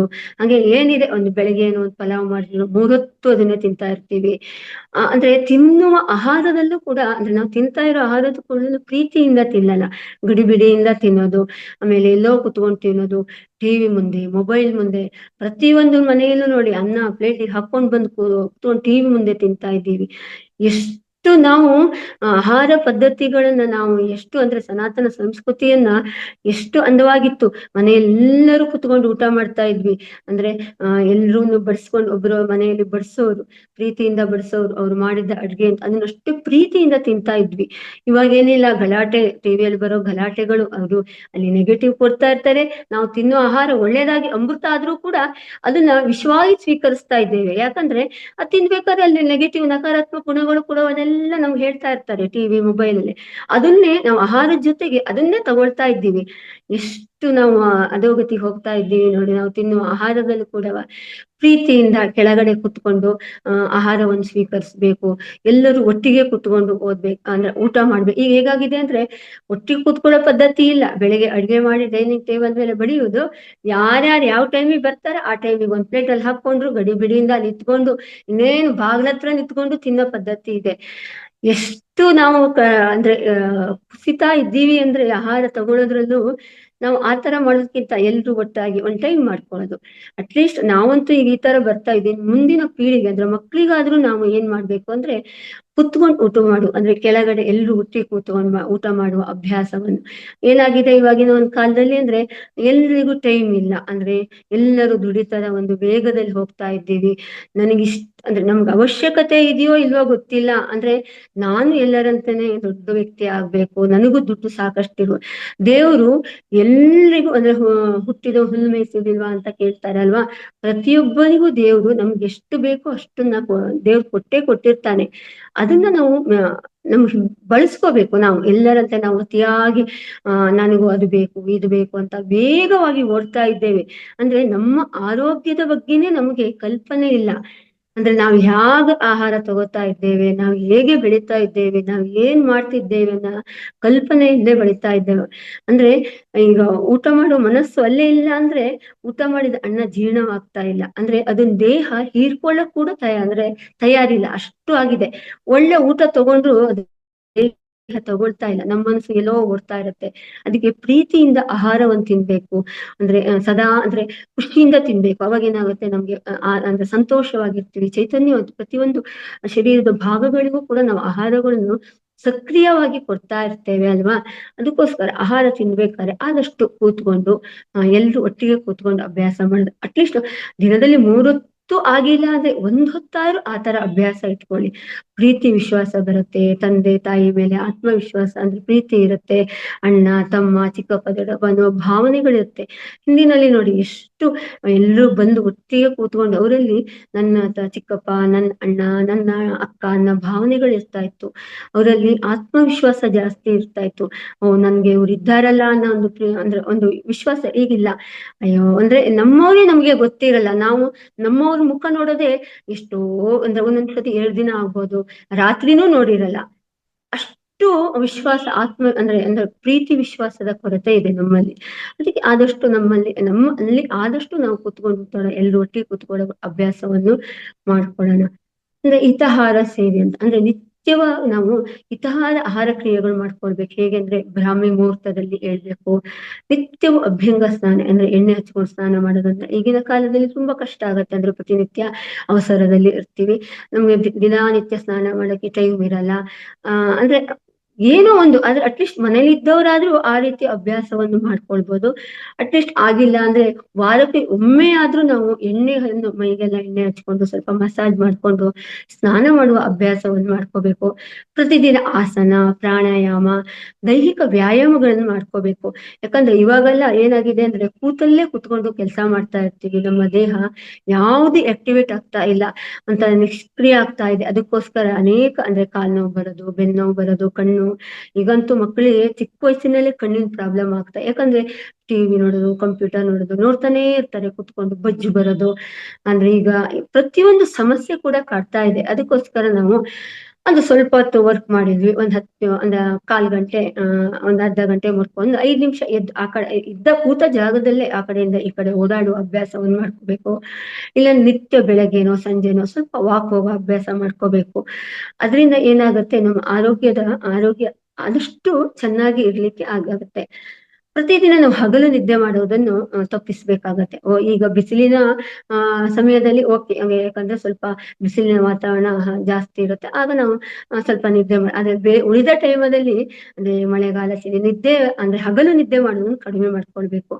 ಯಾಕಂದ್ರೆ ರಾತ್ರಿ ಬೇಗ ಮಲಗುವ ಅಭ್ಯಾಸವನ್ನು ಮಾಡ್ಕೋಬೇಕು, ಬೆಳಿಗ್ಗೆ ಬೇಗ ಏಳುವ ಅಭ್ಯಾಸವನ್ನು ಮಾಡ್ಕೋಬೇಕು. ಹಿತಮಿತವಾದ ಆಹಾರವನ್ನು ಸೇವಿಸ್ಬೇಕು. ಏನು ಇವತ್ತು ಸಿಕ್ಕಿದೆ ತಿನ್ಬಿಡ್ತೀನಪ್ಪ, ನೋಡ್ಕೊಳ್ಳೋಣ ನಾಳೆಗೆ ಅಂತ ಇರ್ಬಾರ್ದು. ಅದು ನಮ್ಮ ದೇಹಕ್ಕೆ ಹಿಡಿಸುತ್ತಾ ಇಲ್ವಾ ಅಂತ ನಾವು ನೋಡ್ಕೊಳ್ಬೇಕಾಗತ್ತೆ. ಇಲ್ಲ ಅಂದ್ರೆ ಈ ತರ ಅಂದ್ರೆ ಅನೇಕ ರೋಗಗಳಿಗೆ ಕಾರಣವಾಗಿ ಮನೇನೆ ಒಂಥರ ಔಷಧ ಸಂಗ್ರಹಾಲಯ ಆಗುತ್ತೆ, ಮನೇನೆ ಆಸ್ಪತ್ರೆ ಆಗೋಕ್ಕೆ ಕಾರಣ ಆಗುತ್ತೆ. ನಾವೇ ತಂದ್ಕೊತಾ ಇದೀವಿ, ಮನೆಯನ್ನೇ ಆಸ್ಪತ್ರೆ. ಪ್ರತಿಯೊಬ್ರು ಮನೆಯಲ್ಲಿ ನೋಡಿ ಇವಾಗ ಎಷ್ಟು ಔಷಧಿಗಳ ಭಂಡಾರ ಇದೆ ಮನೆಯಲ್ಲಿ. ಅದು ಬೇಕು ಬೇಡವಾ ಗೊತ್ತಿಲ್ಲ, ತಂದಿಟ್ಕೊಳ್ತೀವಿ. ಏನೋ ಒಂದ್ ಸಣ್ಣ ಕಾಯಿಲೆ ಬಂತು ಅಂದ ತಕ್ಷಣ ಅಂದ್ರೆ ಈಗ ಮನೆಯಲ್ಲಿರೋ ಮದ್ದುಗಳನ್ನು ಅಂದ್ರೆ ಇರೋ ವಸ್ತುಗಳಲ್ಲೇ ಮಾಡ್ಕೊಳಕ್ ನೋಡಲ್ಲ, ನನ್ಗೆ ಇಮಿಡಿಯೇಟ್ ತಯಾರಾಗ. ಯಾಕಂದ್ರೆ ನಾವು ದುಡಿಬೇಕಲ್ವಾ, ದುಡ್ದು ದುಡ್ದು ದುಡ್ದು ದುಡ್ದು ಒಂದಲ್ಲ 10 ಮನೆ ಕಟ್ಕೋಬೇಕಾಗತ್ತೆ. ಅದು ಯಾರಿಗೆ ಅಂತ ಗೊತ್ತಿಲ್ಲ, ಮುಂದೆ ನಾವು ಅಂದ್ರೆ ನಮ್ಗೆ ಅಂತ ಗೊತ್ತಿಲ್ಲ, ಅಥವಾ ನಾವು ಅದ್ರಲ್ಲಿ ಸುಖವಾಗಿರ್ತೀವ ಅಂತ ಗೊತ್ತಿಲ್ಲ. ಯಾಕಂದ್ರೆ ಒಂದ್ ಮನೆ ತಗೊಂಡವನಿಗೆ ಸುಖ ಅಂದ್ರೆ ಅದ್ರದ್ದು ಖುಷಿ ಸಾಕಾಗಲ್ಲ, ಆನಂದ ಸಾಕಾಗಲ್ಲ. ಇನ್ನೊಂದ್ ಮನೆಗೆ ಹೋಗ್ತಾನೆ, ಇನ್ನೊಂದ್ ತಗೊಂಡ್ಬಿಡೋಣ, ಅವ್ನ್ ತಗೊಂಡಲ್ಲ ಇವನ್ ತಗೊಂಡ ಅಂದ್ರೆ ಬೇರೆಯವ್ರನ್ನ ನೋಡಿ ನೋಡಿ ನೋಡಿ ನಮ್ಮ ಆರೋಗ್ಯವನ್ನು ನಾವು ಮಾಡ್ತಾ ಇದೀವಿ. ಅವ್ನು ಹಾಳಾಗ್ತಾ ಇದ್ದಾನ ಅಂತ ಗೊತ್ತಿಲ್ಲ, ನಾವಂತೂ ಹಾಳಾಗ್ತಾ ಇದ್ದೀವಿ. ಅದಕ್ಕೆ ಆದಷ್ಟು ನಮಗೆ ದೇವರು ಎಷ್ಟು ಬೇಕಷ್ಟ ಅಂದ್ರೆ ಕೊಟ್ಟಿರ್ತಾನೆ, ಅದರಲ್ಲೇ ಮಿತವಾಗಿ ಬಳಸ್ಕೊಂಡು ಅಂದ್ರೆ ನಮ್ಮ ಮನೆ ಮತ್ತು ನಮ್ಮ ದೇಹವನ್ನು ಚೆನ್ನಾಗಿ ಇಟ್ಕೊಳ್ಳೋ ಅಭ್ಯಾಸ ಅಂದ್ರೆ ಮತ್ತೆ ಸಮೀಕ್ಷಾಕಾರಿ ಅಂತ ಹೇಳ್ತಾರೆ. ಯಾವ್ದಾದ್ರು ಕೆಲಸ ಮಾಡುವ ಮೊದಲು ನಾವು ಸರಿಯಾಗಿ ಯೋಚಿಸಿ ಕೆಲಸ ಮಾಡ್ಬೇಕು ಅಂತ ಹೇಳ್ತಾರೆ. ಇದರಿಂದ ಎಷ್ಟೋ ಸಮಸ್ಯೆಗಳನ್ನ ನಾವು ದೂರ ಮಾಡ್ಕೊಳ್ಳಿ. ಇಲ್ಲಾಂದ್ರೆ ನಾವು ಯೋಚನೆ ಕೆಲಸ ಮಾಡದೆ ನಮ್ಮ ದೇಹ ಮತ್ತು ಮನಸ್ಸು ಆರೋಗ್ಯ ಹಾಳಾಗುತ್ತೆ. ಅಂದ್ರೆ ಆಮೇಲೆ ಅದ್ರ ಬಗ್ಗೆ ಯೋಚನೆ ಮಾಡೋದು, ಅಯ್ಯೋ ನಾನು ಹಿಂಗ್ ಮಾಡ್ಬಿಟ್ಟೆ, ಆ ತರ ಮಾಡ್ಬಿಟ್ಟೆ, ನಾ ಈ ತರ ಮಾಡ್ಬಾರ್ದಿತ್ತು ಅಂತ. ಅದನ್ನ ಮಾಡೋಕ್ಕಿಂತ ಮೊದ್ಲೇ ನಾನು ಒಂದು ಥಿಂಕ್ ಮಾಡ್ಕೊಳ್ಳೋದು, ಈ ತರ ಮಾಡ್ಬೇಕು, ಪ್ಲಾನಿಂಗ್ ಇರ್ಬೇಕು ಅಂತ. ಇಲ್ಲಾಂದ್ರೆ ಏನಾಗುತ್ತೆ, ದೇಹ ಮತ್ತು ಮನಸ್ಸು ಎರಡಕ್ಕೂ ಹಾನಿ ಆಗ್ತಾ ಇರುತ್ತೆ. ಮನಸ್ಸು ಎಷ್ಟು ಕೆಡ್ಸ್ಕೊತೀವಿ, ಕೋಪ, ಉದ್ವೇಗ, ಆತಂಕ, ಅದರಿಂದ ಅನೇಕ ಕಾಯಿಲೆಗಳಿಗೆ ಕಾರಣವಾಗ್ತಾ ಇದ್ದೀವಿ ಈಗ. ಅದೇ ತೀರಿ ವಿಶೇಷ ಸತ್ವ ಅಂತ ಇದೆ, ಅಂದ್ರೆ ಇಂದ್ರಿಯಗಳ ನಿಗ್ರಹಗಳನ್ನ ದಾಸನ ಆಗ್ತಾ ಇದೆ, ಅವುಗಳನ್ನ ನಿಗ್ರಹ ಮಾಡ್ಕೊಳ್ಳೋದನ್ನ ಅಭ್ಯಾಸ ಮಾಡ್ಕೊಳ್ಬೇಕಾಗತ್ತೆ. ಇಂದು ಬಹಳಷ್ಟು ಜನರು ಈ ಅನಾರೋಗ್ಯಕ್ಕೆ ಕಾರಣ ಆಗ್ತಾ ಇದ್ದಾರೆ. ಅಂದ್ರೆ ಇಂದ್ರಿಯಗಳನ್ನು ಸುಲಭವಾಗಿ ಜಯಿಸ್ಲಿಕ್ಕೆ ಆಗ್ತಾ ಇಲ್ಲ, ಕ್ಷಣಿಕ ಸುಖಕ್ಕೋಸ್ಕರ ಅದ್ರ ದಾಸರಾಗಿದ್ದಾರೆ. ಆ ಅಂದ್ರೆ ಅದಕ್ಕೆ ಅಡಿಕ್ಟ್ ಆಗ್ಬಿಟ್ಟಿದ್ದಾರೆ. ಅದರಿಂದ ಏನಾಗ್ತಾ ಇದೆ, ಆರೋಗ್ಯ ಎಷ್ಟು ಹದಗೆಡ್ತಾ ಇದೆ ಅಂದ್ರೆ ಅವ್ರಿಗೆ ಆ ಕಲ್ಪನೆನೇ ಇಲ್ಲ.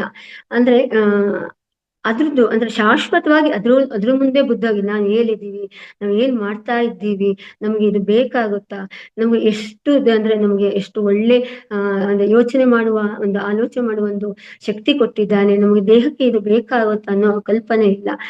ಅಂದ್ರೆ ಈಗ ನಾವು ಈ ತರ ಅಂದ್ರೆ ಆರೋಗ್ಯವನ್ನು ಹಾಳು ಮಾಡ್ಕೊಳಕ್ಕೆ ಅಂತಾನೆ ನಾವು ಅದನ್ನು ಬಳಸ್ಕೊಳ್ತಾ ಇದ್ದೀವೇನೋ ಅನ್ಕೊಳ್ಬೇಕು. ಆ ತರ ಅಂದ್ರೆ ಇದೆಲ್ಲ ಇಂದಿನ ಫ್ಯಾಷನ್ ಆಗಿದೆ. ಅಂದ್ರೆ ಫಾರಿನ್ ಕಂಟ್ರಿ ಅಂದ್ರೆ ಅಲ್ಲಿ ಸಂಸ್ಕಾರ ಏನಿದೆ ಅದನ್ನ ನಾವು ಅಭ್ಯಾಸ ಮಾಡ್ಕೊಂಡು ಇಲ್ಲಿ ಇದನ್ನ ಮರ್ತು ಬಿಟ್ಟಿದ್ದೀವಿ. ಇಲ್ಲಿ ಇರೋವಂತ ಅಂದ್ರೆ ಸತ್ಸಂಗಗಳಲ್ಲಿ ಭಾಗವಹಿಸೋದು, ಆಮೇಲೆ ದೇವರ ಶ್ಲೋಕ ಹೇಳೋದು, 10 ಜನ ಕೂತ್ಕೊಂಡು ಭಜನೆ ಮಾಡೋದು, ಪಠನೆ ಮಾಡೋದು, ಆಮೇಲೆ ಧ್ಯಾನ ಮಾಡೋದು, ಇವುಗಳನ್ನೆಲ್ಲ ಮರ್ತು ಬಿಟ್ಟಿದ್ದೀವಿ. ಫಾರಿನ್ ಸಂಸ್ಕೃತಿಯನ್ನು ಅಳವಡಿಸ್ಕೊಳ್ತಾ ಇದ್ದೀವಿ. ಲೇಟ್ ಆಗಿ ಬರೋದು, ಆಮೇಲೆ ಅಲ್ಲಿ ಅವ್ರು ಡ್ರಿಂಕ್ಸ್ ಮಾಡೋದು, ಅವ್ರದ್ದು ಡ್ಯಾನ್ಸು, ಅವ್ರದ್ದು ಕುಣಿತ, ಅವ್ರ ಪಬ್ಬು, ಆ ತರದೆಲ್ಲ ಹೋಗಿ ಹೋಗಿ ಹೋಗಿ ಅದನ್ನೇ ನಾವು ಅಂದ್ರೆ ನಾವು ಬೆಳೆಯೋದಲ್ಲದೆ ನಮ್ಮ ಮಕ್ಕಳಿಗೂ ಸಹ ಅದನ್ನೇ ನಾವು ಹೇಳ್ಕೊಡ್ತಾ ಇದ್ದೀವಿ. ನಮ್ಮ ಮಕ್ಕಳು ಕೂಡ ಈ ಸಂಸ್ಕೃತಿಗೆ ಅಂದ್ರೆ ನಮ್ಮ ಸಂಸ್ಕೃತಿಯನ್ನು ಬಿಟ್ಟು ಆ ಸಂಸ್ಕೃತಿಗೆ ಹೊಂದ್ಕೊಳ್ತಾ ಇದ್ದಾರೆ. ಅದೇ ರೀತಿ ಅದನ್ನೆಲ್ಲ ನಾವು ಕಡಿಮೆ ಮಾಡ್ಬೇಕಾಗುತ್ತೆ. ಈಗ ನಾವು ನಮ್ಮ ತಂದೆ ತಾಯಿ ನಮ್ಗೊಂದು ಸಂಸ್ಕಾರಿತವಾದ ಜೀವನವನ್ನು ಕಲಿಸಿದ್ದಾರೆ. ಅಂದ್ರೆ ಈ ತರ ಇರ್ಬೇಕು, ನೀನ್ ಈ ತರ ಮಾಡ್ಕೋಬೇಕು, ಬೆಳಿಗ್ಗೆ ಈ ತರ ಹೇಳ್ಬೇಕು, ದೇವ್ರ ಶ್ಲೋಕ ಹೇಳ್ಬೇಕು, ಜನರ ಜೊತೆಗೆ ಈ ತರ ಇರ್ಬೇಕು. ಅಂದ್ರೆ ಈಗ ಹೊರಗಡೆ ಅಂದ್ರೆ ಡ್ರಿಂಕ್ಸ್ ಎಲ್ಲ ನೋಡಿದ್ರೆ ಅದೊಂಥರ ಅಸಹ್ಯ ಅನ್ನೋ ಭಾವನೆ ನಮ್ಮಲ್ಲಿ ಅದನ್ನ ನಾವು ಮಕ್ಕಳಿಗೂ ಅದನ್ನ ಹೇಳ್ತಾ ಬರ್ಬೇಕು. ಈ ತರ ಮಾಡ್ಬಾರ್ದು, ಆ ತರ ಮಾಡ್ಬಾರ್ದು, ಅಂದ್ರೆ ಆ ದಾಸಕ್ಕೆ ನೀವು ಬಲಿಯಾಗಬಾರ್ದು. ಅಂದ್ರೆ ಮನೆಯಲ್ಲಿ ಅದು ಹೇಗೆ ಬರುತ್ತೆ ಸಂಸ್ಕಾರ ಅಂದ್ರೆ ನಮ್ಮ ಮನೆಯಲ್ಲಿ ಒಂದು ಭಕ್ತಿ ಮಾರ್ಗ ಇದ್ದಾಗ, ಧ್ಯಾನ ಮಾರ್ಗ ಇದ್ದಾಗ ಮನೆಯಲ್ಲಿ ಆ ಸಂಸ್ಕಾರ ಬೆಳೀತಾ ಹೋಗುತ್ತೆ. ಅದೇ ರೀತಿ ಧಾತ ಅಂತ ಹೇಳ್ತೀವಿ, ದಾನ ಮಾಡೋದಕ್ಕಿಂತ ಎಲ್ಲವನ್ನ ಶ್ರೇಷ್ಠ ದಾನ ಯಾವುದೂ ಇಲ್ಲ ಅಂತ ಹೇಳ್ತೀವಿ. ಮನಸ್ಸನ್ನು ಸದಾ ಸಂತೋಷವನ್ನು ಇಟ್ಕೊಳ್ಬೇಕು ಅಂದ್ರೆ ನಾವು ದಾನ ಮಾಡುವ ಅಭ್ಯಾಸವನ್ನು ಇಟ್ಕೊಳ್ಬೇಕು. ಅಂದ್ರೆ ನಾನೀಗ ಒಂದು 1000 ರೂಪಾಯಿ ಕೊಟ್ನಪ್ಪ ಅಂತ ಬೇಜಾರಿಂದ ಕೊಡ್ಬಾರ್ದು, ಆತ್ಮ ಸಂತೋಷದಿಂದ ಕೊಡ್ಬೇಕು. ಅದು ನಮ್ಗೆ ದುಪ್ಪಟ್ಟು ಹೆಚ್ಚಾಗ್ತಾ ಇರುತ್ತೆ. ಅಂದ್ರೆ ನಾವು ಅದು ಹಣದ ರೂಪದಲ್ಲೇ ಬರ್ಬೇಕು ಅಂತ ಇಲ್ಲ, ಯಾವುದೋ ಒಂದು ರೂಪದಲ್ಲಿ ನಮ್ಗೆ ಬರ್ತಾ ಇರುತ್ತೆ. ನಮ್ಮತ್ತೆ ಎಷ್ಟು ಕೊಳಿತಾ ಬಿದ್ದಿರುತ್ತೆ ಅಂದ್ರೆ ಹಣ, ಐಶ್ವರ್ಯ ಎಲ್ಲ. ಆದ್ರೆ ನಾವು ಒಬ್ಬರಿಗೆ ಒಂದು 10 ರೂಪಾಯಿ ಕೊಡ್ಬೇಕಾದ್ರೆ ಎಷ್ಟು ಯೋಚನೆ ಮಾಡ್ತಾ ಇದ್ದೇವೆ. ಅಂದ್ರೆ ನನ್ನ ಮುಂದೆ ಮಗನಿಗೆ ಬೇಕು, ಮಗಳಿಗೆ ಬೇಕು, ಅಂದ್ರೆ ಅದೆಲ್ಲ ಅವ್ರವ್ರು ದುಡಿತದಲ್ಲಿ ಅವ್ರವ್ರು ಮಾಡ್ಕೊಳ್ತಾರೆ. ನಾವು ಬೇರೆಯವರಿಗೆ ಮಾಡುವ ಒಂದು ಪರಿವೇ ಇರಲ್ಲ, ಬೇಡ. ಯಾಕಂದ್ರೆ ನಮ್ಮ ಆರೋಗ್ಯ ನಾವು ಸಂತೋಷವಾಗಿರ್ಬೇಕು ಅಂದ್ರೆ ನಾವು ನೋಡ್ಕೊಳ್ಬೇಕಾಗುತ್ತೆ. ಅಂದ್ರೆ ಅವರಿಗೆ ಮಾಡಿಡ್ಬೇಕು. ಅಂದ್ರೆ ಅವ್ರಿಗೊಂದು ವಿದ್ಯಾಭ್ಯಾಸ ಏನೋ ಅವ್ರಿಗೆ ಎಷ್ಟು ಬೇಕೋ ಅಷ್ಟು ಅತಿಯಾಗಿ ಅಂದ್ರೆ ಶೇಖರಣೆ ಮಾಡಿಟ್ರೆ ಏನಾಗುತ್ತೆ, ಅವರು ಒಳ್ಳೆಯ ದಾರಿಯಲ್ಲಿ ಹೋಗಲ್ಲ. ಹೇಗೂ ನನ್ನ ಅಪ್ಪ ಮಾಡಿಟ್ಟಿದ್ದಾನಲ್ಲ, ಅಮ್ಮ ನನ್ನ ಹತ್ರ ಬೇಕಾದಷ್ಟು ದುಡ್ಡಿದೆ ಅನ್ನೋ ಭಾವನೆ ಬರ್ತಾ ಇರುತ್ತೆ ಅವ್ರ ಹತ್ರ. ಅವ್ರೆಲ್ಲೋ ಬೇರೆ ಕಡೆ ಹೋಗಿ ಒಳ್ಳೆ ಸಂಸ್ಕಾರಯುತವಾಗಿ ಬೆಳೆಯಲ್ಲ, ಬೇರೆ ಯಾವುದೋ ಒಂದು ಬೇರೆಯಲ್ಲಿ ಹೋಗ್ತಾ ಇರ್ತಾರೆ. ಆದಷ್ಟು ನಾವು ದಾನ ಮಾಡುವ ಅಭ್ಯಾಸ ಮಕ್ಕಳಿಗೂ ಆ ಅಭ್ಯಾಸವನ್ನು ಬಿಡ್ಬೇಕು. ಅಂದ್ರೆ ಬರೀ ದುಡ್ಡೊಂದು ದಾನ ಮಾಡೋದು ಅಂತಲ್ಲ, ನಮ್ಮಲ್ಲಿರುವ ಜ್ಞಾನವನ್ನು ದಾನ ಮಾಡ್ಬೋದು, ನಮ್ಮಲ್ಲಿರುವ ಮನೆಯಲ್ಲಿ ಇರುವ ವಸ್ತುಗಳನ್ನು ಧ್ಯಾನ ಮಾಡ್ಬೋದು. ಅಂದ್ರೆ ನಮ್ಗೆ ಬೇಕಾದಷ್ಟು ಇಟ್ಕೊಂಡು ಉಳಿದಷ್ಟು ಒಂದು ದಾನ ಮಾಡುವ ಅಭ್ಯಾಸವನ್ನು ಮಾಡ್ಕೊಳ್ಬೇಕು. ಎಷ್ಟೋ ಜನ ಹಸಿವಿಂದ ಬಳಲ್ತಾ ಇದ್ದಾರೆ, ಅವರಿಗೆ ನಾವು ಸ್ವಲ್ಪ ದಾನ ಮಾಡೋಣ. ಅಂದ್ರೆ ಕೊಟ್ಟು ಅವರಿಗೂ ಒಂದು ತೃಪ್ತಿಯಿಂದ ಅವರು ಊಟ ಮಾಡ್ತಾರೆ, ಅದು ನಮ್ಗೆ ಎಷ್ಟು ಆನಂದ ಕೊಡುತ್ತೆ. ಅದೇ ಆತ್ಮ ತೃಪ್ತಿ ಅಂತ ಹೇಳ್ತೀವಲ್ಲ, ಆ ತರ ಒಂದು ಅಭ್ಯಾಸವನ್ನು ಮಾಡ್ಕೊಂಡ್ರೆ ನಾವು ಮಾನಸಿಕವಾಗಿಯೂ ತುಂಬಾ ನಿರಾಳವಾಗಿರ್ತೀವಿ. ನಮ್ಗೆ ಒಂಥರ ಒತ್ತಡ ಇರಲ್ಲ. ಇಲ್ಲ ಅಂದ್ರೆ ಏನೋ ಒಂಥರ ನೋಡಿ, ಅಂದ್ರೆ ಒತ್ತಡದಿಂದನೇ ಬೆಳಿತಾ ಇರ್ತೀವಿ. ಅಂದ್ರೆ ಆ ದುಡ್ಡು ಇದ್ರೂನು ಶೇಖರಣೆ ಅಂದ್ರೆ ಇಟ್ಕೊಳ್ಳೋದು ಹೇಗೆ ಅನ್ನೋ ಒಂದು ಸಮಸ್ಯೆ ಇರುತ್ತೆ. ಹಾಗೆ ಅದನ್ನ ಏನ್ ಮಾಡೋದು, ಮುಂದೆ ಅದ್ ಮಾಡೋದು ಯಾವಾಗ್ಲೂ ಈಗ ದುಡ್ಡು ಇಲ್ದದವ್ನು ನೋಡಿ ಎಷ್ಟು ಖುಷಿಯಾಗಿ ಇರ್ತಾನೆ, ಆನಂದವಾಗಿ. ಅವ್ನಿಗೆ ಇವತ್ತಿಂದ ಏನ್ ಸಿಕ್ಕಿದೆ ಅಷ್ಟೇ, ಅವನು ಆರಾಮವಾಗಿ ಜೀವನ ಮಾಡ್ತಾ ಇರ್ತಾನೆ. ನಾವು ಅದನ್ನ ಬೆಳೆಸ್ಕೊಳ್ಬೇಕು. ನಮ್ಮಲ್ಲಿ ಕೈಲಿರೋಷ್ಟು ದಾನ ಮಾಡ್ಬೇಕು. ಅಂದ್ರೆ ನಮ್ಗೆ ಉಪಯೋಗಿಸ್ಕೋಬೇಕು, ನಮಗೆ ಬೇಕಾದ ತಗೊಳ್ಬೇಕು, ಮಾಡ್ಬೇಕು. ಮಿಕ್ಕಿದ ಒಂದು ಸ್ವಲ್ಪ ಅಂದ್ರೆ ಸಹಾಯ ಅಂದ್ರೆ ಈಗ ದುಡ್ಡಾಗಿರ್ಬೋದು, ಆಹಾರ ಆಗಿರ್ಬೋದು, ಅಂದ್ರೆ ವೇಸ್ಟ್ ಮಾಡದೆ ಅದನ್ನ ದಾನ ಮಾಡುವ ಅಭ್ಯಾಸವನ್ನು ಇಟ್ಕೊಂಡ್ರೆ ನಾವು ತುಂಬಾ ಸಂತೋಷವಾಗಿ ನೆಮ್ಮದಿಯಿಂದ ಇರ್ತೀವಿ. ಕ್ಷಮವಾನ್ ಅಂತ ಹೇಳ್ತೀವಿ, ಕ್ಷಮಿಸುವ ಗುಣ ಇರ್ಬೇಕು. ಅಂದ್ರೆ ಅದು ಮುಂದೆ ಇರುವವನಿಗೆ ಅನುಕೂಲ ಆಗುತ್ತೋ ಗೊತ್ತಿಲ್ಲ, ನನಗಂತೂ ಅದರಿಂದ ಸಂತೋಷ ಆಗುತ್ತೋ ಅಲ್ಲ. ಕ್ಷಮಾಗುಣ ಇದ್ರೆ ನಾವು ನವನಿಂದ ಕ್ಷಮಿಸ್ಬಿಟ್ರೆ ಎಷ್ಟು ಖುಷಿಯಾಗಿ ಇರ್ತೀವಿ. ಅವತ್ತು ನಮ್ಗೆ ಎಷ್ಟು ಖುಷಿಯಾಗಿ ಆನಂದದಿಂದ ಜೀವನ ನಡೆಸ್ತಾ ಇರ್ತೀವಿ. ಅಂದ್ರೆ ಒಂದಿಷ್ಟು ಅಗಲ ಜಾಗಕ್ಕೆ ಜಗಳ ಮಾಡಿ ಮಾಡಿ ಅದನ್ನ ತಗೊಂಡು ನಾವು ದೊಡ್ಡದೊಂದು ಕಾಯಿಲೆಗೆ ಗುರಿ ಆಗ್ತಾ ಇರ್ತೇವೆ. ದೊಡ್ಡ ಕಾಯಿಲೆ, ಒಂದಿಷ್ಟು ಜಾಗದ ಕಾಯಿಲೆಯನ್ನು ತಗೊಳ್ತಾ ಇರ್ತೇವೆ. ಅದಕ್ಕೋಸ್ಕರ ನಾವು ಕ್ಷಮಿಸುವ ಗುಣವನ್ನು ಅಭ್ಯಾಸ ಮಾಡ್ಕೊಳ್ಳೋಣ. ಪ್ರತಿಯೊಬ್ಬರು ಕ್ಷಮಾಗುಣ ಮಾಡೋಣ. ಅವ್ರೇನೇ ಹೇಳಿ ನಾವು ಇಲ್ಲ ಚೆನ್ನಾಗಿ ಸಂತೋಷಪ್ಪ, ಒಳ್ಳೇದಾಗ್ಲಿ ಅಂತ ಹೇಳೋ ಅಭ್ಯಾಸವನ್ನು ಮಾಡ್ಕೊಳ್ಳೋಣ. ಆಪ್ತೋಪ ಸೇವೆ ಅಂದ್ರೆ ಜ್ಞಾನಿಗಳು ಹೇಳಿದಂತೆ ನಡ್ಕೊಳ್ಳಿ. ಇವಾಗ ಎಷ್ಟೋ ಜನ ಏನಾಗಿದ್ದಾನೆ ಅಂತ ಹೇಳಿದ್ರೆ, ದೊಡ್ಡವ್ರು ಹೇಳೋದ್ ಕೇಳಲ್ಲ. ಇವ್ರು ಹೇಳ್ತಾ ಇರ್ತಾರಪ್ಪ, ನಮ್ಮ ಅಪ್ಪ ಅಮ್ಮ, ಅವನಪ್ಪ ಅಮ್ಮ ಹಾಕಿರೋ ದಾರಿಯಲ್ಲಿ ನಡೀತಾ ಇದ್ದಾರೆ, ಅವ್ರು ಆಲದ ಮರದಲ್ಲಿ ಬೆಳೀತಾ ಇದ್ದಾರೆ, ನಾವು ಅವ್ರನ್ನೇಕೆ ಅವ್ರು ಹೇಳಿದ ಹಾದಿಯಲ್ಲಿ ನಡಿಬೇಕು ಅನ್ನುವ ಒಂದು ಅವರ ಮನಸ್ಸಿನಲ್ಲಿ ಭಾವನೆ ಇರುತ್ತೆ. ಆದ್ರೆ ದೊಡ್ಡವರು ಅಥವಾ ಜ್ಞಾನಿಗಳು ಅಥವಾ ನಮ್ಮ ಗುರುಗಳು ಹೇಳಿದ ಅಭ್ಯಾಸವನ್ನು ನಾವು ಆ ಅಂದ್ರೆ ಚಾಚು ತಪ್ಪದೆ ಪಾಲಿಸ್ಬೇಕು. ಅವಾಗ ಏನಾಗುತ್ತೆ, ನಾವು ಅಂದ್ರೆ ಅವ್ರ ಹಿತವಚವನ್ನು ಕೊಟ್ಟು, ಈಗ ಧ್ಯಾನ ಮಾಡಿ ಅಂತ ಹೇಳ್ತಾರೆ, ಅಥವಾ ಒಂದು ಬೆಳಿಗ್ಗೆ ಎದ್ದ ತಕ್ಷಣ ಶ್ಲೋಕ ಹೇಳಿ ಅಂತ ಹೇಳಿ, ಆತರ ಉಡಾಫೆ ಮಾಡದೆ ನಾವು ನಮ್ಮ ಒಂದು ಉದ್ಧಾರಕ್ಕೋಸ್ಕರ ನಾವು ಆತರ ಒಂದು ಅಭ್ಯಾಸವನ್ನು ಬಳಸ್ಕೊಳ್ತಾ ಹೋಗ್ಬೇಕು. ಅವಾಗ ನಮ್ಗೆ ಎಷ್ಟು ಆತ್ಮತೃಪ್ತಿ ಇರುತ್ತೆ ನೋಡಿ, ಎಷ್ಟು ಖುಷಿಯಿಂದ ಜೀವನವನ್ನು ಮಾಡ್ತೇವೆ. ಇಲ್ಲ ಅಂದ್ರೆ ಅನೇಕ ಬೆಲೆ ತೆರ್ಕೋಬೇಕಾಗತ್ತೆ. ಇಷ್ಟಿಷ್ಟು ಜಾಗಕ್ಕೂ ಗಲಾಟೆ ಮಾಡ್ಕೊಳ್ಳೋದು, ಇಷ್ಟಿಷ್ಟು ಸಣ್ಣ ವಸ್ತುಗಳಿಗೆ ಗಲಾಟೆ ಮಾಡ್ಕೊಂಡು ಇಷ್ಟಿಷ್ಟು ದೊಡ್ಡ ರೋಗಗಳನ್ನು ನಮ್ಗೆ ತುತ್ತಾಗ್ತಾ ಇರ್ತೀವಿ. ಆರೋಗ್ಯ ಎಷ್ಟು ಕೋಟಿ ಇದ್ರೂ ಆಮೇಲೆ ರೋಗ ಅಂದ್ರೆ ನಾವು ಆರೋಗ್ಯ ಇಲ್ಲ ಅಂದ್ರೆ ಏನ್ ಸಾಧ್ಯ ಅಲ್ವಾ? ಅದಕ್ಕೋಸ್ಕರ ಆರೋಗ್ಯನ ಕಾಪಾಡ್ಕೋಬೇಕು ಅಂದ್ರೆ ಸಣ್ಣ ಸಣ್ಣ ಜಗಳ ಮಾಡೋದು ಅದೆಲ್ಲ ಬಿಟ್ಟು ಪ್ರೀತಿ, ವಿಶ್ವಾಸ, ಆತ್ಮವಿಶ್ವಾಸ, ಕರುಣೆ, ವಿಶ್ವಾಸದಿಂದ ಎಲ್ಲರ ಹತ್ರನು ಅನ್ಯೂನ್ಯವಾಗಿರೋದನ್ನ ಅಭ್ಯಾಸ ಮಾಡ್ಕೊಳ್ಳೋದು.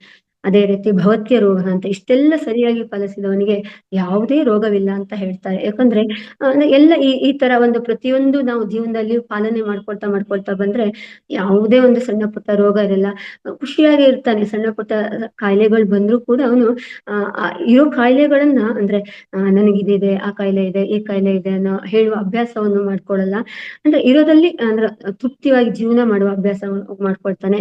ಮನೆಯವರೊಂದಿಗೆ ಖುಷಿಯಾಗಿ ಇರ್ತಾನೆ.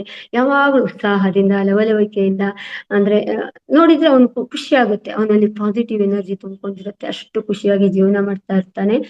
ಆತರ ನಾವು ಪ್ರತಿನಿತ್ಯ ನಾವು ಬಳಸ್ಕೊಂಡೆ. ಈಗ ನಾವು ಎಷ್ಟೋ ದಿನ ಆಯ್ತು ನಾವು ಈ ಅಂದ್ರೆ ಬೇರೆ ಸಂಸ್ಕೃತಿ ಅಂದ್ರೆ ಫಾರಿನ್ ಕಲ್ಚರ್ ಅಭ್ಯಾಸ ಮಾಡ್ಕೊಟ್ಟಿದೀವಿ. ಇನ್ನಾದ್ರೂ ನಾವು ಎಚ್ಚೆತ್ಕೊಂಡು ನಮ್ಮ ಸಂಸ್ಕೃತಿಯನ್ನು ಉಳಿಸ್ಕೊಳ್ಳೋಣ, ನಮ್ಮ ಹಿರಿಯರು ಮಾಡಿದಂತ ಒಂಥರ ಸಂಸ್ಕಾರಯುತವಾದ ಜೀವನವನ್ನು ಅಳಿಸ್ಕೊಳ್ಸ್ಕೋಣ. ನಮ್ಮ ಆರೋಗ್ಯ ನಾವಂತೂ ಈಗ ಆಯ್ತು, ನಮ್ಮ ಮಕ್ಕಳಿಗಾದ್ರು ಮುಂದಿನ ಪೀಳಿಗೆ ಹೇಗೆ ಅಂದ್ರೆ ಸಂಸ್ಕಾರಯುತವಾಗಿ ಬಳಸೋಣ. ಅವ್ರಿಗೆ ಆರೋಗ್ಯದಲ್ಲಿ ಹೇಗೆ ಇಟ್ಕೋಬೇಕು, ಅವ್ರ ಜೀವನವನ್ನು ಹೇಗೆ ಪಾಲನೆ ಮಾಡ್ಬೇಕು ಅನ್ನೋ ಅಭ್ಯಾಸವನ್ನು ನಾವು ಅವರಿಗೆ ಹೇಳ್ತಾ ಹೋಗೋಣ ಅಂತ ಹೇಳಲಿಕ್ಕೆ ಇಷ್ಟಪಡ್ತೀನಿ. ನಮಸ್ಕಾರ ಮಾಸ್ಟರ್, ನಮಸ್ತೆ ಗುರುಜಿ. ಇಲ್ಲಿ ತನಕ ನಮಗೆ ಅವಕಾಶ ಕೊಟ್ಟಂತ ಎಲ್ರಿಗೂ ತುಂಬ ಹೃದಯ ಧನ್ಯವಾದಗಳು. Thank you.